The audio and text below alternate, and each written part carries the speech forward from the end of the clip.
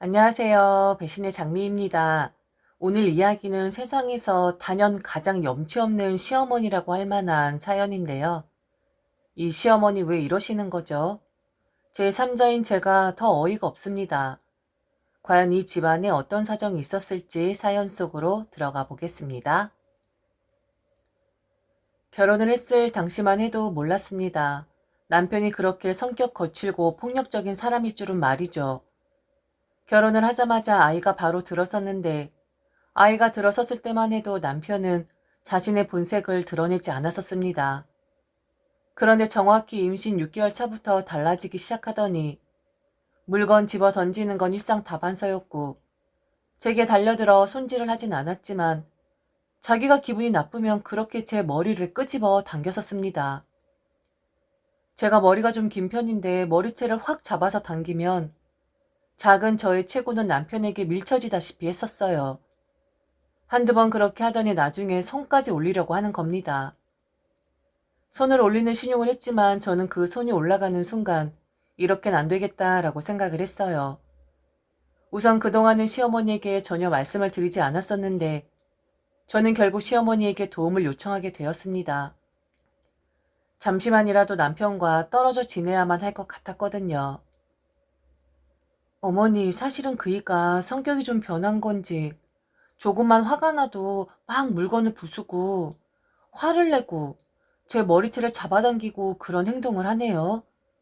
그동안은 그냥 참고 넘기려고 했는데 바로 어젠 제게 손까지 올리려고 하더라고요. 만일 아이가 없다면 제가 한번 참아보겠는데 지금 제 뱃속엔 아이가 있잖아요. 당분간만 어머니가 저희 집에 오셔서 함께 생활을 하시던지 아니면 그 일을 어머니 댁으로 좀 데려가 주시면 안 될까요? 이렇게 부탁 좀 드릴게요, 어머니. 시어머니는 아무 말씀이 없으셨어요. 한참 동안 한숨만 쉬셨고 그러다가 말씀을 하셨는데 시어머니 말씀에 이래서 며느리는 며느리구나. 사람을 궁지에 몰면 어쩔 수 없이 엄마로서 아들 편을 들 수밖에 없구나 라는 것을 느꼈습니다. 잘못된 행동이란 것을 알면서도 시어머니는 제게 남편의 행동에 대해서 이해를 요구하셨거든요. 걔가 원래 안 그랬어. 너도 걔랑 연애해봐서 알겠지만 어디 한 번이라도 콸콸하다던지 괴팍하다던지 그런 모습 보인 적 있니? 남자들은 다 그렇단다. 여자들하고는 또 다르지. 결혼을 하고 애까지 생기고 나니까 자기 딴엔 무서운 모양이다. 사실 우리 아들은 그렇게 빨리 애가 들어설 줄은 몰랐다고, 그렇게 쉽게 임신이 되는 건지 몰랐었다고 그렇게 얘기를 하더라고. 사내들 결혼하면 철든다? 아니다. 평생 철들지 않는 것이 바로 사내들이야. 아주 유약하고 약해 빠진 그런 존재들이지. 그런 사내들을 잡아주는 건 바로 강한 여자들이고, 엄마가 되면 너는 지금보다 훨씬 더 강한 사람이 될 거다. 그리고 요즘 우리 아들이 일하는 게 많이 힘에 부친 것 같더라고. 뭐가 잘 안 되나? 한번 얼굴 볼 때마다 수심이 가득한 얼굴이야. 너도 힘들겠지만 부부란 그런 거다. 어렵다고 힘들다고 그 사람이 나와 좀 다르다고 한 이불을 마다하고 딴 이불을 덮고 자려고 하면 그날로 바로 연 트는 거야. 내가 아들한테 잘 이야기하마. 손질은 절대로 안 되지. 그건 우리 아들이 잘못해도 너무 잘못한 거지. 그런데 아가, 우리 아들도 지금 삶이 너무 고단해서 그러는 걸 거야. 내 뱃속으로 낳은 아들 내가 모르겠니? 지금 환경이 바뀌면서 잠시 갈팡질팡 하는 거니까 우리 조금만 기다려 주자꾸나. 내가 정말 따끔하게 혼을 내긴 할게. 그러니 내가 니네 집에 들어가든 우리 아들을 내 집에 보내겠다는 그 생각은 다신 하지 말아라. 그럼 못 써. 아가를 품고 있는 엄마가 아빠에 대해 그런 부정적인 생각을 가지고 있으면 안 되지. 안 그러니? 역시나 였습니다. 저런 상황에서도 남편의 편만 드는 시어머니라니. 시어머니가 거절을 하시니 다른 방도가 없더군요. 임신한 몸으로서 남편을 피해 어디를 가 있을 수도 없고 그냥 견딜 수밖에 없는 것이 저의 처지였습니다. 남편은 그 이후로도 손질까진 아니어도 계속 제 머리채를 잡아 당기는 짓을 하긴 했습니다. 물건 집어 던지는 건 일상이었었고요. 결국 저는 머리를 싹둑 잘라버리고 말았습니다. 짧아진 머리는 더 고약하게 노골적으로 잡아야 하니 짧게 머리를 잘라버리면 더 이상 끄집어 당기진 않겠지라고 생각을 했었는데, 그런데 남편은 대놓고 화가 나면 제 머리채를 움켜잡더군요. 그때 임신 한 8개월 차 정도였던 것 같습니다. 저는 도저히 참을 수가 없어서 집을 뛰쳐나왔습니다. 그동안은 제가 덜 당했었나 보더라고요. 남의 눈치 살피면서 뛰쳐나올 상상조차 못했었으니까요. 남이 어찌 생각을 하든 말든 저는 저희 친정집으로 갔습니다. 혼자 계신 아무것도 모르시는 나의 친정 엄마. 배운 것도 없고 평생 농사일만 하시고 꾸덕꾸덕한 손을 가지신 우리 엄마는 저를 보고 울음을 터뜨렸습니다. 엄마는 그냥 울기만 했어요. 아무 말도 못하고 말이죠. 왜냐면 저희 엄마는 말을 못하시는 분이거든요.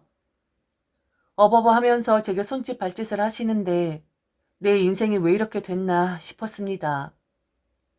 그런데 미련스럽게도 한편으론 두려운 생각이 들었습니다. 나를 우악스럽게 대하는 남편이지만 그의 아이를 갖고 있고 얼마 안 있으면 아이도 태어나는데 만일 혼자 남겨지게 되면 어쩌지? 라는 그런 생각 말입니다. 참 한심한 여자 맞죠? 네네, 맞습니다. 저도 제 자신이 이렇게 한심하고 초라하기 그지없는데 여러분들은 어떠시겠어요? 그런데 제게도 사정이라는 것이 있었습니다. 엄만 울다가 어느 정도 시간이 흐르자 쓴 웃음을 보이긴 했지만, 그래요. 불쌍한 우리 엄마 속상하게 만들고 싶지 않았습니다. 잠시 아이를 안전하게 낳을 때까지만 엄마 곁에 있고 싶었지만 마음이 편치 않더군요. 엄마의 낯빛을 볼 때마다 말이죠. 남편이 제발 찾아오기를, 와서 무릎을 꿇고 제게 빌어주기만을 매일같이 기도하고 또 기도했습니다. 연애할 때처럼 다정한 남자가 되어주리라 제 앞에 와서 맹세해 주기만을 바랐습니다. 제 기도가 하늘에 닿은 것일까요? 아니면 제 마음이 그래도 꼴의 남편이라고 그에게 당도를 한 것일까요? 남편은 찾아와서 눈물을 뚝뚝 흘리면서 엄마와 제 앞에서 용서를 빌었습니다. 다시는 그런 짓 하지 않겠다고, 만일 다시 한 번만 그런 짓을 벌린다면 자기가 자기 손모가지를 어떻게 하겠다고, 각서를 쓰라 하면 쓸 것이고 하라는 대로 뭐든 할 테니 제발 돌아와 달라고 빌고 또 빌었습니다. 그래서 저는 그를 다시 받아주었습니다. 그리고 기뻤습니다. 엄마 앞에서 그가 울면서 비는 모습을 보여주는데 엄마 생각에 그래도 우리 딸이 아예 거지 같은 대접을 받으면서 사는 건 아니구나. 이 사위란 녀석이 그래도 우리 딸을 사랑하긴 하는 거구나. 라는 것을 보여줄 수 있었으니까요. 그렇게 저는 다시 남편이 있는 집으로 들어갔습니다. 그런데 그 말이 맞더군요. 한 번 그러기가 어려운 거지 두 번 그렇게 하기는 쉬운 거라는 말. 아이를 낳은 이후 남편의 그 버릇 반년을 못 가더군요. 아이가 있든 말든 지 성질대로였습니다. 지가 화가 나면 물불 가리지 않았어요. 게다가 이제 몸까지 푼 저였으니 얼마나 더 만만했겠습니까? 시어머니가 하는 그 이야기 다 개뻥이었어요. 그래도 아이가 태어나면 달라질 것이라고. 눈앞에 아이가 방긋방긋 웃으면 분명 힘든 일도 참아내는 인내심을 키울 것이라고. 제가 집에 들어왔을 때 시어머니는 저런 말을 하면서 저를 다독였었습니다. 아이가 태어났다고 달라지기는, 더 심해졌으면 심해졌지 전혀 변화가 없었습니다. 물론 제가 처음 집에 들어왔을 때 남편이 울고불고 해서 들어왔을 땐 조금 노력을 하는 것 같긴 했어요. 그런데 슬슬 예전 모습들이 보이기 시작하더니 제가 아이를 안고 분유를 먹이는 그 앞에 서서 저와 아이를 거의 죽일 듯이 노려보면서 XX년, XX년을 읊조리는 겁니다. 화가 났다는 징조였죠. 지금 자기 비위에 거슬린다는 거였죠. 그렇게 요구를 시작을 하더니 갑자기 내 남편은 몹쓸 짓을 했습니다. 패대기 쳐져지고 제 품에서 떨어진 아이는 빽거리며 울기 시작하고 저는 아무 생각을 할 수가 없었습니다. 그냥 잠옷바람에 아이를 들쳐안고 무작정 친정집으로 갔어요. 지갑, 핸드폰도 챙기지 못한 채 제가 챙긴 거라곤 제 아이 하나뿐이었습니다. 그날 택시도 어지간히 안 잡히더라고요. 엄만 당연히 놀랬죠.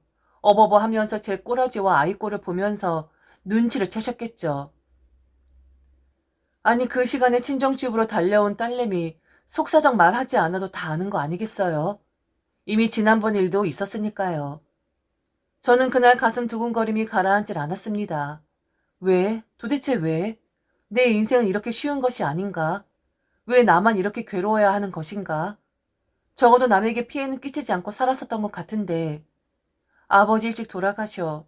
말 못 막힌 엄마만 있어. 커오는 과정이 녹록진 않았지만 단 한 번도 원망해 본 적 없었는데 결혼을 하고 나를 사랑해주는 남편과 오래오래 행복하게 살 줄로만 알았는데 재수없는 팔자는 영원히 재수가 없는 팔자인 건가? 제 자신이 너무 비참했습니다. 그리고 미웠습니다. 그 다음날 시어머니가 직접 저희 친정집으로 찾아오셨더군요. 제가 핸드폰도 못 챙기고 뛰쳐나왔으니 찾아오실 수밖에 없었던 거겠죠. 시어머니는 그때 처음 저를 원망하셨습니다. 왜 참지를 못하는 것이냐고. 남자들 성격 다 알지 않냐고. 애도 차츰 고치려고 하는데 그리고 한동안 안 그러지 않지 않았었냐고. 조금만 기다려주면 애도 정신 차릴 텐데 왜 자꾸 이렇게 더 크게 일을 만드는 것이냐고 제게 훈계를 하셨습니다. 부부 싸움은 칼로 물베기다. 이 정도는 너도 알잖아. 부부가 다툴 수도 있고 때로는 험악한 행동을 할 수도 있는 거야. 그럴 때마다 너 쪼르르 친정으로 올래? 사부인 얼굴 보기 내가 다 창피하다. 조금만 참으면 될 것을. 우리 아들이 일부러 그러는 것도 아니고 요즘 일이 잘 안 풀리잖니. 그러니까 옆에 있는 사람한테 괜히 짜증 부리고 싶은 것일 수도 있고 갑자기 버럭하고 싶었던 것일 수도 있는데 솔직히 말해서 다치지도 않았잖아. 원래 다들 그렇게 사는 거다. 부부 사이 그들만 아는 거라서 너는 너만 이렇게 사는 것 같지? 절대 아니야. 다 그렇게 살아. 드러나질 않아서 그렇지. 참고 이해하고 견디어주고 남들 눈에 보이지 않게끔 숨기면서 사니까 모르는 거야. 너만이 그렇게 사는 거 절대 아니다. 얼른 가자. 이게 지금 뭐 하는 거니? 사부인한테 죄송하지도 않아? 조금만 수틀리면 쪼르르. 친정에 달려오는 모습 보기 좋지 않아. 어머니, 어머니 일 아니라고 그렇게 쉽게 말씀하시는 거 아니에요. 다들 그렇게 산다고요? 그럼 그 사람들은 그렇게 살라고 하세요. 전 더는 이렇게 못 살겠어요. 제가 너무 비참해요. 그리고 그 사람이 너무 무서워요. 눈이 미친 사람처럼 돌아가는데 그 사람 정신줄 놓으면 저도 그렇고 아이까지 안 보이는 사람이에요. 저는 아이를 지키기 위해서라도 그 사람하고는 안 될 것 같습니다. 이혼하겠습니다. 무슨 정신으로 이혼을 하겠다라는 말이 나왔는지 모르겠지만 순간 그냥 저도 내질렀습니다. 한 번 말을 내뱉고 나니 왜 이혼할 생각을 안 했지? 왜 내가 내 신세 한탄만 하고 있었지? 깨끗하게 정리하고 너는 너의 삶, 나는 나의 삶, 살면 되는 것인데 왜 이제서야 이런 생각을 했을까? 저조차도 궁금했습니다. 그렇게 저는 그 사람과 이혼했습니다. 워낙 돈도 없고 아이에 대한 애정도 없는 사람이었던지라 친권, 양육권 모두 저한테 넘기는 조건으로 위자료 청구 같은 것도 안 하고 그리고 양육비도 형식상 최저 금액으로 지정을 했습니다. 저는 이혼만을 원했고 제 아이만을 원했거든요. 그냥 그 사람에게서 무사히 무탈하게 벗어나기만 하면 되는 것이었으니까요. 그런데 어찌나 질긴 인연인지 참으로 우스운 꼴을 제가 또 당하게 되었답니다. 1년 정도 뒤쯤 전 시어머니에게 연락을 받았습니다. 전 남편이 이혼 후 한 번도 양육비를 지급하지 않았었어요. 자기도 좀 마음이 걸린 건지 그냥 자기를 없는 사람으로 쳤으면 좋겠다는 문자 한 통을 보내길래 그러마라고 마음을 접었습니다. 사실 양육비 받을 마음도 없었기에 차라리 아예 없는 사람으로 쳐달라는 그 말이 반갑더군요. 그런데 문제는 전 시어머니였습니다. 1년 만에 연락을 한 전 시어머니는 제게 빌었습니다. 뭐라고 빌었는 줄 아십니까? 자기를 보호해달라고 하더군요.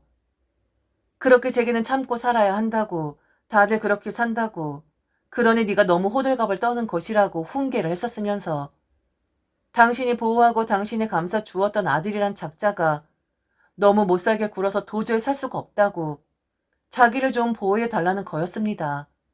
이제 저와는 연관이 없지만 그래도 제 아이의 할머니라면서 말이죠. 나 너무 못 살겠다. 네가 없어지고 나니까 아주 나를 잡는구나, 잡아. 정신병원에라도 쳐넣어야 하는 건지 이러다가 사람 잡겠어. 애미야, 나 좀 살려줘라. 아니, 나를 시어머니라고 생각 안 해도 상관없어. 그런데 나는 우리 손주 할머니잖니? 내가 우리 손주를 얼마나 보고 싶어 하고 있는데 눈에 밟혀서 지금 피눈물이 다 날 지경이다. 내가 우리 손주 다 봐줄게. 너 일하고 있니?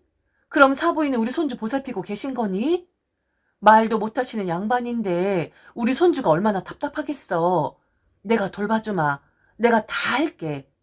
가서 청소고 빨래고 밥이고 다 할 테니 제발 나 좀 이 지옥 속에서 빼내주렴. 나 좀 너희 집으로 데리고 가줘라. 어? 애미야. 정말 사람 잡을 것 같아. 나 죽을 것 같다고. 내가 얼마나 사정이 급하면 너한테 연락을 다 했겠니? 너도 알잖아. 우리 아들놈 성격 더러운 거. 지금 너한테 했던 것보다 100배, 아니 1000배 이상 나한테 그렇게 하고 있다고. 이혼하고 나서 더 그런 것 같다.